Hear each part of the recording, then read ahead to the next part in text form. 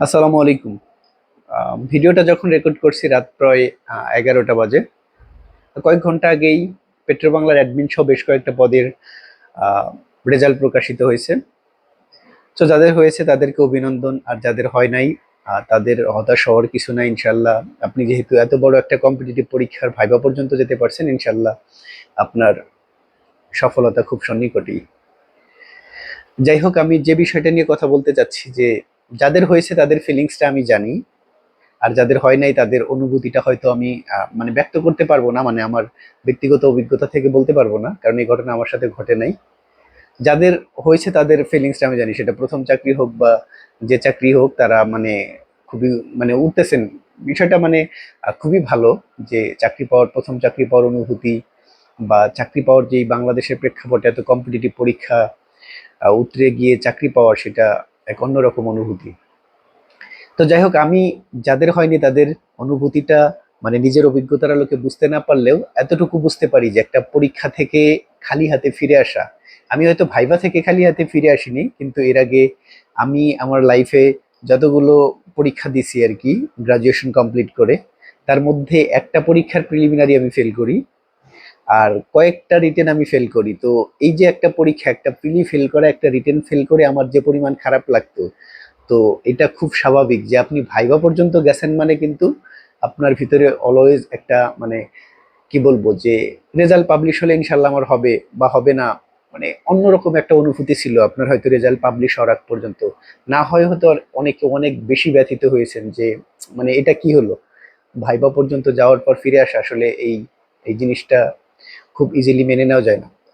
তো আপনারা হয়তো আমাকে অনেকেই জানেন যে ভাই আপনি তো সফল, মানে আমাকে একজন সফল মানুষ হিসেবেই জানেন, কিন্তু আমারও হচ্ছে এরকম কিছু ব্যর্থতার নজির আছে, যেগুলো নিয়ে আসলে আমি কথা বলতে চাচ্ছি। প্রথমত, আমি যখন ইউনিভার্সিটিতে ভর্তি হই ফাইন্যান্সে, তো যারা বিজনেস গ্রাজুয়েট বা বিজনেস স্টাডিজ সম্পর্কে জানেন তারা রিলেট করতে পারবেন যে ফাইন্যান্স বা অ্যাকাউন্টিং এ যদি আপনি বিবিএ এমবিএ করতে চান, আপনার কিন্তু মিনিমাম একটা পড়াশোনা করতে হবে। তো যখন আমরা একটা ভিন্ন ব্যাকগ্রাউন্ড থেকে আসি, তখন কিন্তু আমাদের স্ট্রাগলটা আরো অনেক বেশি হয়।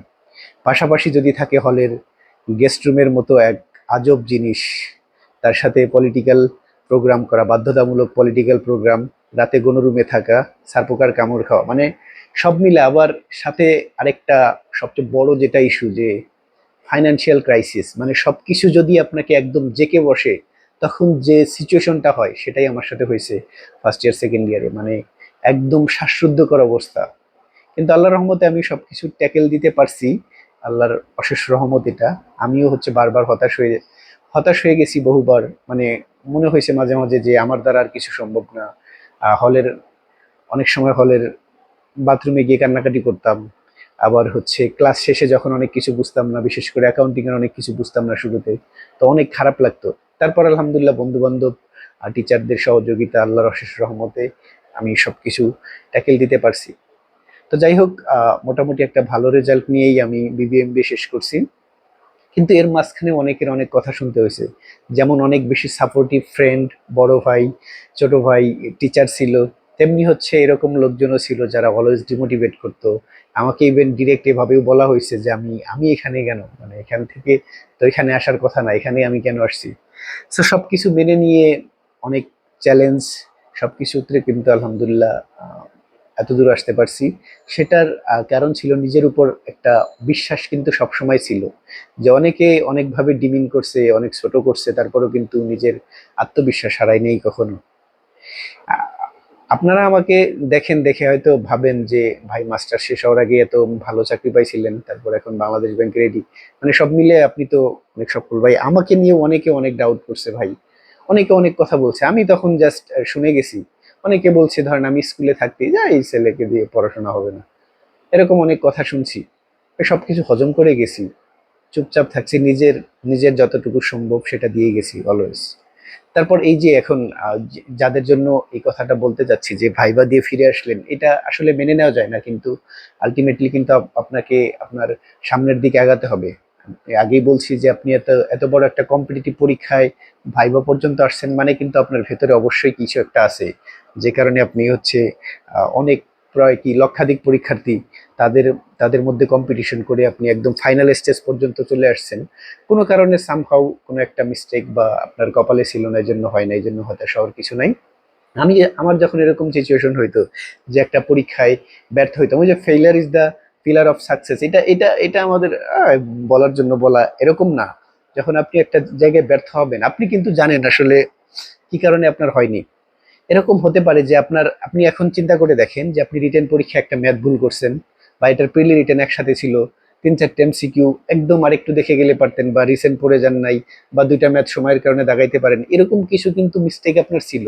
ওই জায়গাটা থেকে শিক্ষা নেন। আপনার আপনার ব্যর্থতা, মানে আপনি কেন সফল হতে পারেন নাই তার কিন্তু 2-একটা ভুল নিশ্চয় ছিল।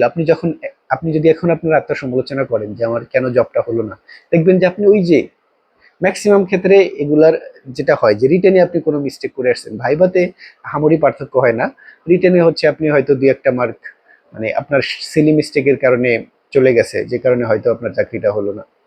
তো যাই হোক, আমরা এই টাইপের সিচুয়েশন আসলে যেটা আসলে সহ্য করার মতো না, তারপরেও কিন্তু আমাদের কি করতে হবে, নিজেকে শক্ত হতে হবে। আপনার যদি এখন দম বন্ধ হয়ে আসে, আপনি বাথরুমে গিয়ে কান্নাকাটি করেন, কাউকে কিছু দেখানোর দরকার নেই, বোঝানোর দরকার নেই, ফেসবুকে উল্টাপাল্টা লেখার দরকার নেই। আপনি আপনার মধ্যে সাহস সঞ্চার করেন যে আমি কিন্তু ওই মিস্টেকটা করছিলাম, এই 5টা মিনিট সময় আমি ম্যানেজ করতে পারি নাই, পারলে কিন্তু আমি আরো 2টা ম্যাথ বেশি করতে পারতাম। তো এই মনোবলটা রেখে আরো আরো ভালোভাবে মডেল টেস্ট দেন যে কেন আমি তখন শেষ করতে পারি নাই। আরো নির্দিষ্ট টাইমের মধ্যে আপনার হচ্ছে পরীক্ষা শেষ করার মতো করে নিজেকে তৈরি করেন। মানে আপনি জানেন যে সামান্য একটা মিস্টেকের কারণে আপনার হয় না, ওই মিস্টেকটা যাতে নেক্সট টাইম না হয়, এটা ভেবে আগায় যান। আর যে আপনাকে যেভাবে কথা বলুক, সবসময় চেষ্টা করবেন অন্যকে সম্মান করে কথা বলতে, কাউকে ছোট করবেন না ভাই। এই যে আপনার আজকের পজিশন, আপনি আজকে আপনার অধস্তন আজকে কাউকে আপনি অপমান করতেছেন, তাকে ছোট করতেছেন, দেখা যাবে কালকেই সে আপনার বস হয়ে আছে। এখন আপনি যাকে বেকার বলে খোঁটা দিচ্ছেন, দেখা যাবে আপনার সামনে সেই আপনার বস হতেই পারে। সো কাউকে ছোট করে কখনো নিজেকে, মানে বড় বলে জাহির করা যায় না, নিজেকে বড় মনে করলেই বড় হওয়া যায় না। সো মানুষকে সম্মান করবেন। আর যারা মানে একটুতেই হতাশ হয়ে যান, তাদের উদ্দেশ্যে যে হতাশ হবেন না, আপনার যদি মানে ব্যর্থতা কিন্তু সফলতার একটা পার্ট। আপনি যদি ব্যর্থ না হন তাহলে কি সফলতার কিন্তু মূল্য নাই। ব্যর্থতা না থাকলে কি সফলতার ভিত্তি আছে? যেমন রাত না থাকলে যেমন দিনের মূল্য অর্থহীন, তেমনি ব্যর্থতার সফলতা কিন্তু মানে একটা আরেকটার বিপরীত হলেও একটা না থাকলে আরেকটার কিন্তু কোনো গুরুত্ব নাই। সো যারা ব্যর্থ হয়েছেন, আপনারা জানেন আপনাদের কি ভুল ভ্রান্তি, বা যদি কোনো ভুল ভ্রান্তি না থাকে আপনি আপনার সর্বোচ্চটাই দিছেন, তারপরও হয় নাই, হয়তো আল্লাহ আপনার জন্য এর চেয়ে ভালো কিছু রাখছে। সো আপনি আপনার চেষ্টা থামাবেন না। আপনার যাত্রা এখানেই শেষ না, ইনশাল্লাহ সামনে আরো ভালো কিছু হবে। সবসময় নিজেকে মোটিভেটেড রাখবেন। অন্য আর সবসময় একটা জিনিস মনে রাখবেন, একটা ভালো কিছু করার চেষ্টা করবেন। মানে নিজেকে সবসময় ভালো কাজের মধ্যে রাখার চেষ্টা করবেন, নেগেটিভ চিন্তা থেকে নিজেকে দূরে রাখবেন। মানে এটা হয় নাই, নেক্সট টাইম হবে ইনশাল্লাহ। আমার সামান্য একটু ভুল ছিল, আমি এটা নিজেকে শুধরে নিব।